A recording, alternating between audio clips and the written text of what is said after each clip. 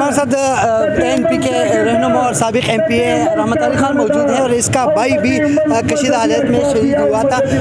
یہ آج اس مظاہرے میں شریک ہے اور دوبارہ سوات کی سرزمین پر جو ہے امن چاہتے ہیں. یہ بتائیں کہ لوگ دوبارہ نکلے ہوئے احتجاجی مظاہرے کر رہے ہیں, آپ نے خود بھی یہاں پر خطاب کیا, کیا مطالبہ ہے یہاں؟ بہت مہربانی ڈان نیوز کی اور آپ لوگوں کی کہ آپ بھی یہاں آ کر اس پختہ قوم کے ساتھ کھڑے ہو گئے اور ان لوگوں کی اور ہماری آواز اپنے چینل پر ہائی لائٹ کرے اور ساری دنیا میں یہ پہنچائے. ہم آپ کی شکر گزار ہے کہ آپ یہاں آئے.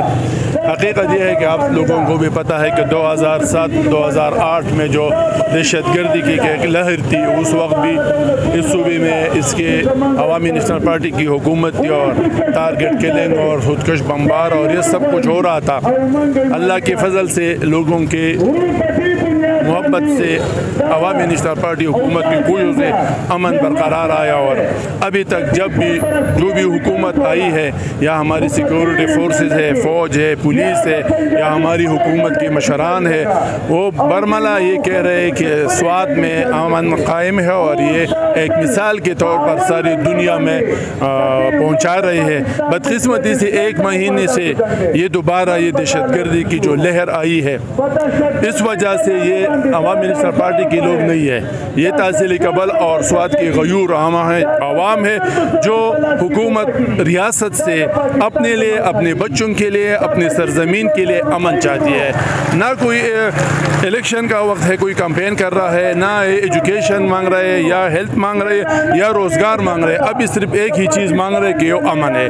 اگر یہاں پر امن قائم ہے, اگر یہاں پر خوشحالی ہوگی تو میں بھی جیوں گا, آپ بھی جئیں گے, یہ سارے لوگ جئیں گے. اگر امن نہیں ہے, یہاں پر دہشت گردی ہے, تو پھر یہاں جو مسئلہ ہوتا ہے وہ اٹھ کھڑا ہو جاتا ہے. اس کی مثال آپ دیکھ رہے کہ یہ لوگ یہاں پر اکٹھے ہوئے ہیں.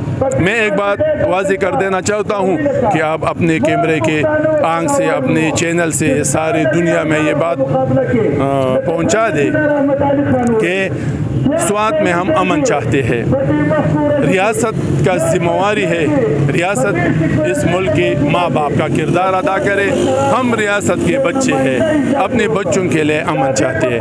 اگر امن میں یہ صوبائی اور مرکزی حکومت فیل ہو گئی ہے تو پھر ان کو ریزائن کرنی چاہیے اور آگے اس اپنے عوام کے ساتھ کھڑے ہو جائے.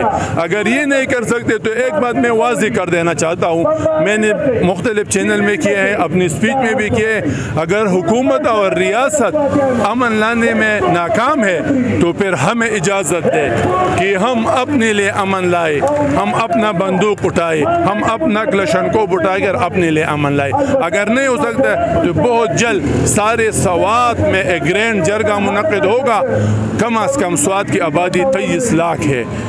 میں اس چینل کے وساطت سے سارے سوات کے عوام کو یہ اپیل کرتا ہوں کہ جب وہ گرینڈ جرگہ کال کرے تو کم از کم 2-3 لاکھ لوگ تو نکلے, اس سڑکوں پر بیٹھے.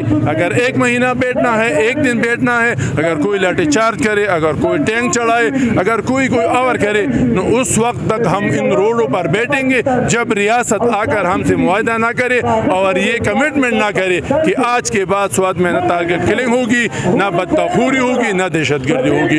اس وقت تک ہم آرام سے بیٹھیں گے نہیں.